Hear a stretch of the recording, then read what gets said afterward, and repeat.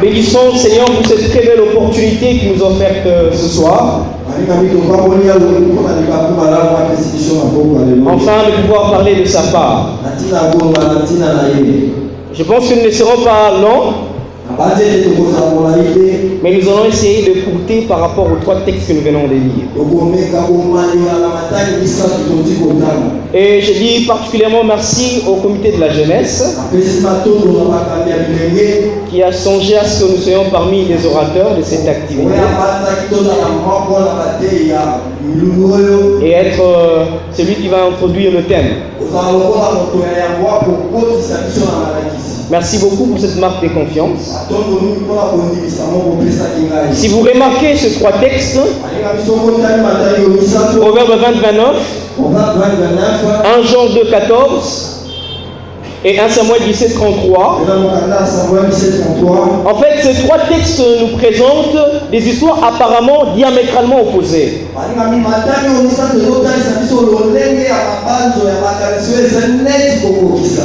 Non, diamétralement opposés.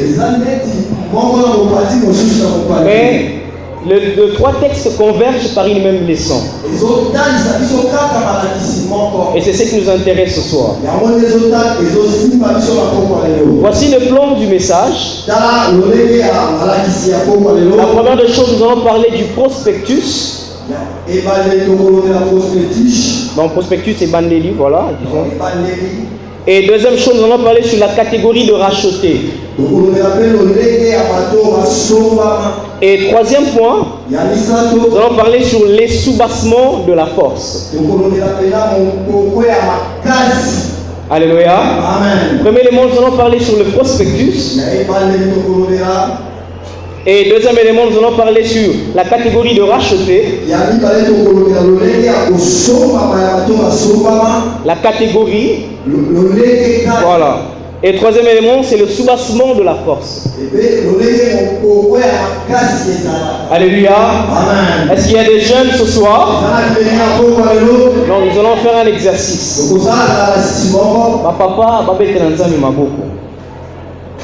vous remarquez, papa, bazate, n'est-ce pas? Oh, alléluia. Amen. Bazali met dissoudre bango. Na lingi ko ba jeune tobetela nzambe maboko. C'est la même chose qu'on peut faire. Alors oui, la jeune gens font tobetela nzambe maboko. La kanisa chose comprendre, ozo mataka raté. La lingi la jeune gens tobetela nzambe maboko. La kanisa chose ko tobetela nzambe maboko. La ozo ko mataka raté. La lingi la jeune gens tobetela nzambe maboko na ngolo. Alléluia. On peut dire merveilleux. Gloire au Seigneur. On peut s'asseoir. Gloire au Seigneur. Vous savez, un homme un jour disait: la raison du plus fort est toujours la meilleure. C'est-à-dire, les plus forts imposent toujours leur façon de voir.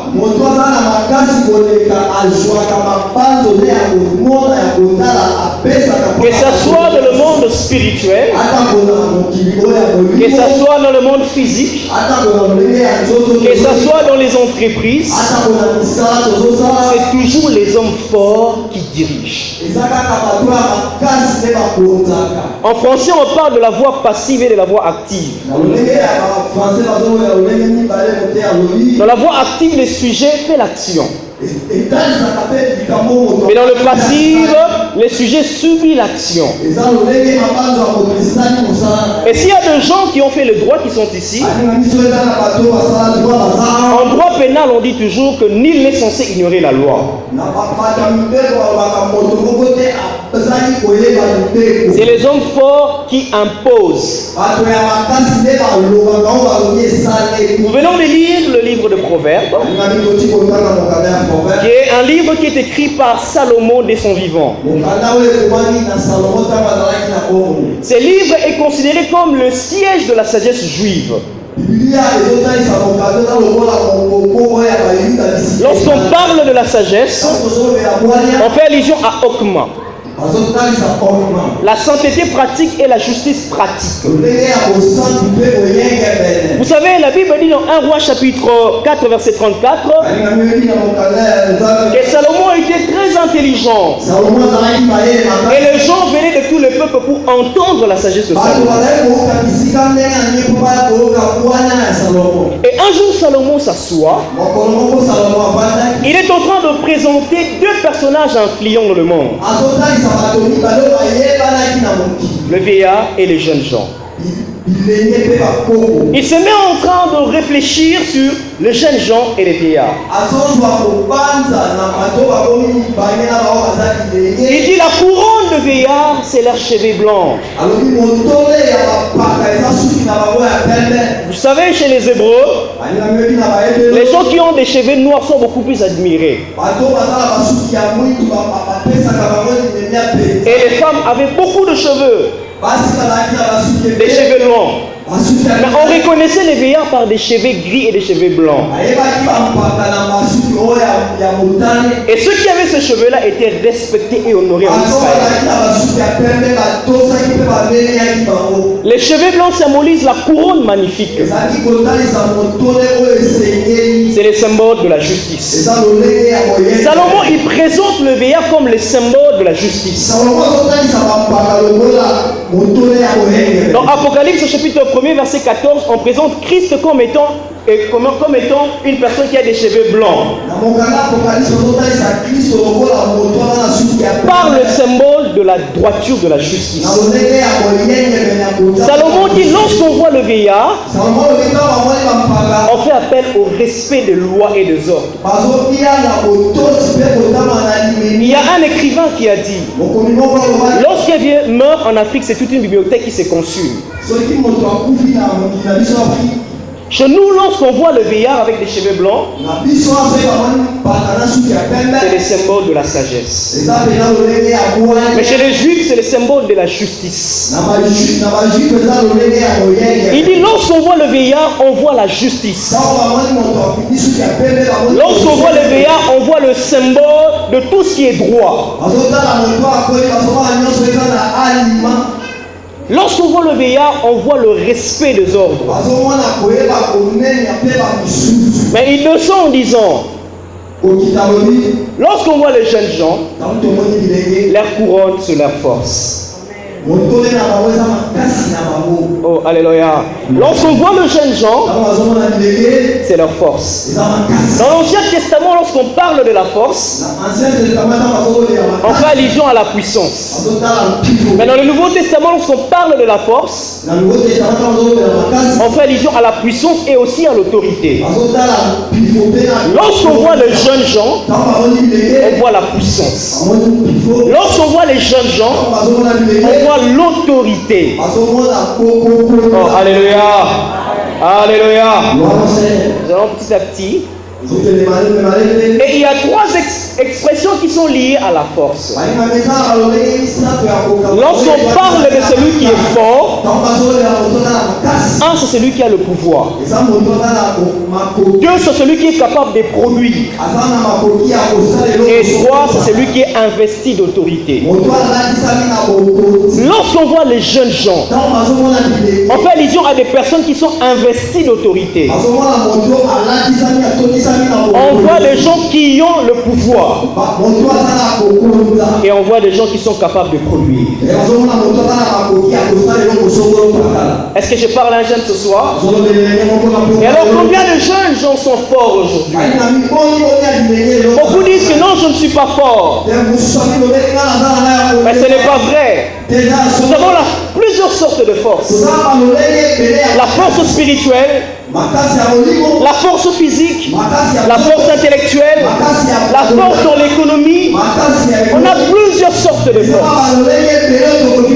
Et parmi cela, il y a des jeunes, on se retrouve dedans. Salomon dit, lorsqu'on voit un jeune gens, on voit la force. Et lorsque tu n'exploites pas cette force-là, tu vas accuser les autres. Oh, alléluia. Salomon fait ce parallélisme-là.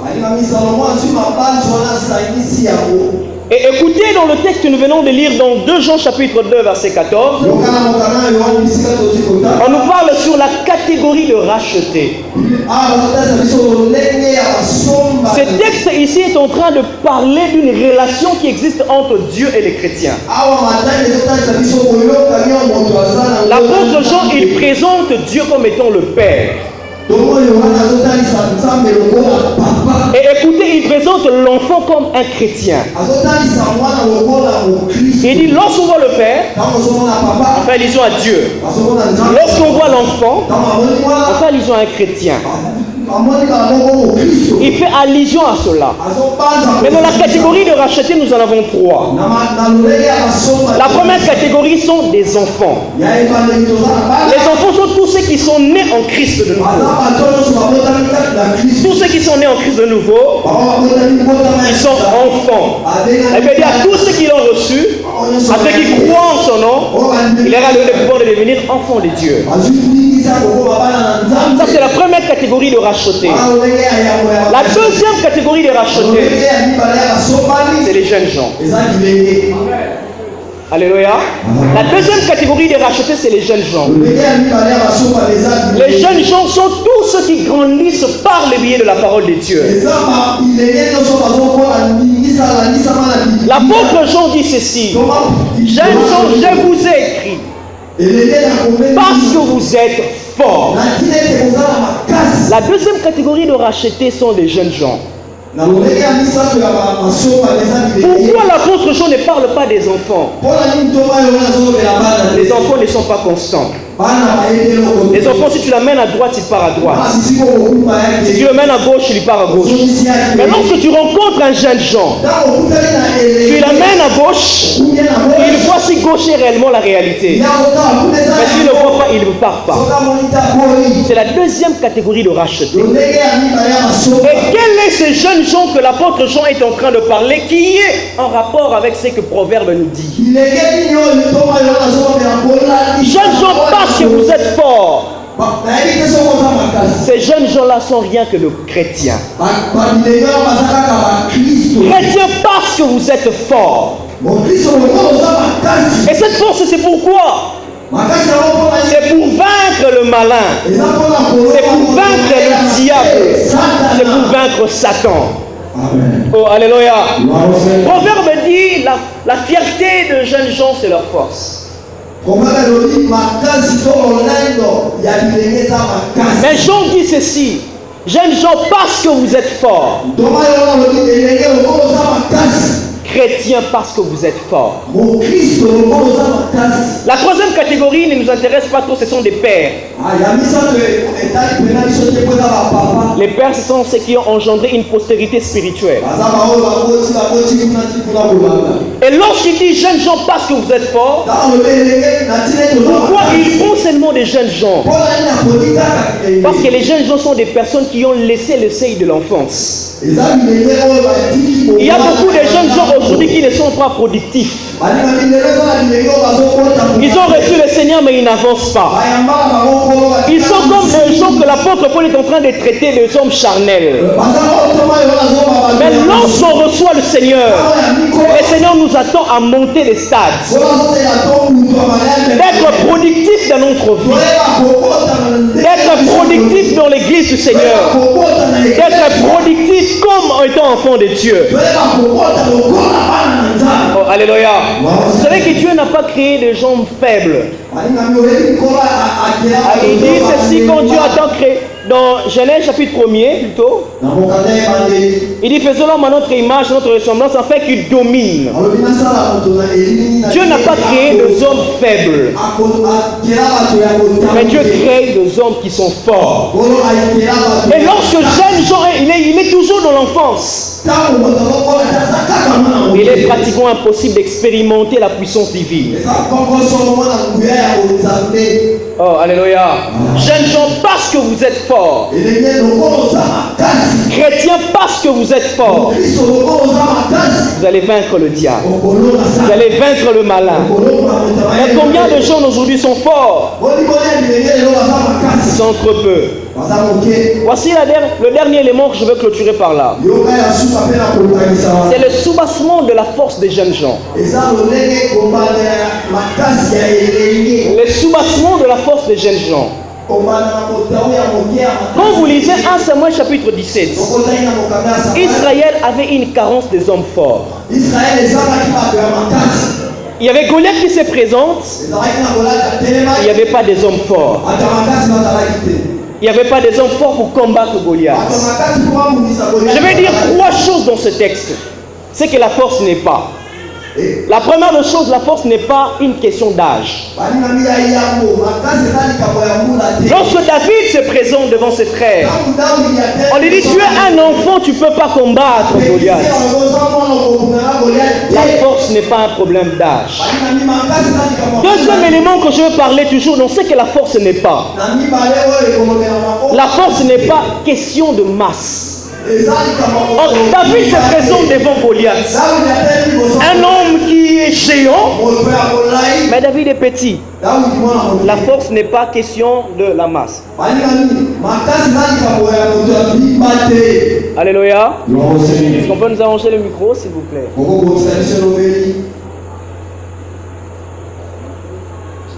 Alléluia. Alléluia. Bon, et qui ça rappelle onction T, hein? Oh, n'est-ce pas? La force n'est pas question de la masse. Et troisième chose, c'est que la force n'est pas. La force n'est pas question d'expérience. On dit, David, tu ne peux pas combattre Goliath. Parce que c'est un combattant depuis sa jeunesse. Je suis venu dire à un jeune ce soir, la force que nous avons reçue en Christ n'est pas question de la masse.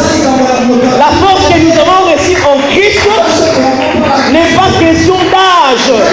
Au moins je suis petit. Et la force que nous avons reçue n'est pas question d'expérience. Moi j'ai fait 15 ans à l'église. Moi j'ai fait 20 ans à l'église. L'expérience n'est pas la force divine. Mais écoutez ce que la force est. La force est une question d'intimité. La force n'est pas question d'expérience. David était à la forêt. L'intimité grandit avec Dieu. La force est en train de s'accroître. Jeunes gens, parce que vous êtes forts. Est-ce que nous avons des jeunes gens forts? La force est question d'intimité. Alléluia. L'apôtre Paul dit à Timothée, sois puissant dans la grâce qui est en Jésus-Christ. En autre terme, sois productif. Parce qu'il est question d'intimité. Oh, alléluia. La force est question d'intimité. Ce n'est pas question de la force. Ce n'est pas question de la masse. Ce n'est pas question d'expérience. Ce n'est pas question d'âge. Écoutez maintenant le soubassement des jeunes gens. Le soubassement de la force des jeunes gens. Goliath se présente devant David avec 3 choses. Avec l'épée, avec la lance et avec le javelot. 3 choses pour transpercer l'adversaire. Mais écoutez David aussi, il se présente avec 5 pierres et avec un bâton. Il dit, toi tu t'avances devant moi avec la lance, avec le javelot, avec l'épée. Mais moi, je m'avance vers toi avec le nom de l'Éternel. La force du soubassement des jeunes gens, c'est Jésus-Christ de Nazareth. L'apôtre Paul dit ceci. Dans 2 Timothée chapitre 1 verset 7. Nous étions sans force. Christ est passé par la croix. J'aime la croix. Je ne peux jamais prêcher sans parler de la croix. Nous étions sans force. Nous étions des enfants. Christ est passé par la croix. Il nous a donné la force. Et aujourd'hui, je suis capable de produire. Je suis capable d'investir l'autorité. Parce que j'ai reçu la force par Jésus-Christ.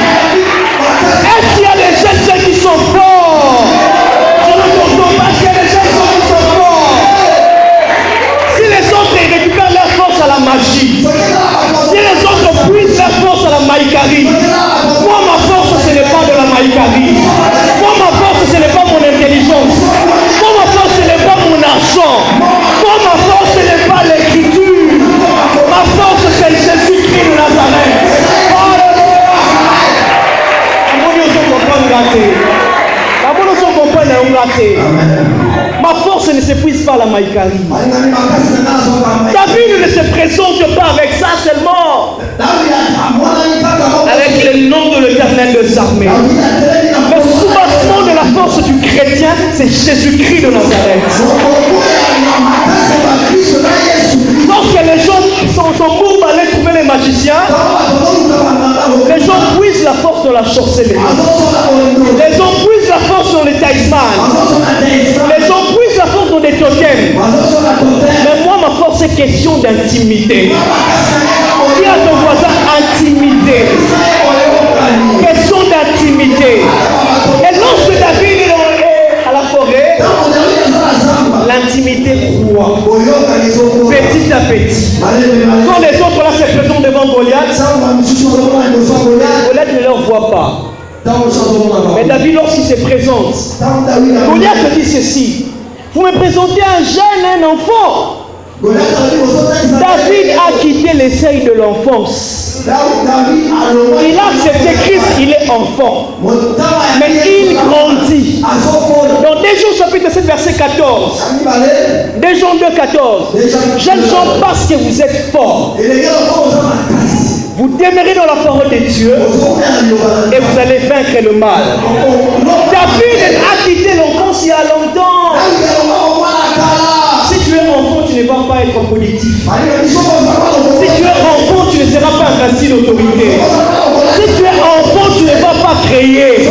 Mais si tu veux créer, il faut atteindre le seuil des jeunes gens. Est-ce qu'il y a des jeunes gens ce soir? Non, je ne vous entends pas.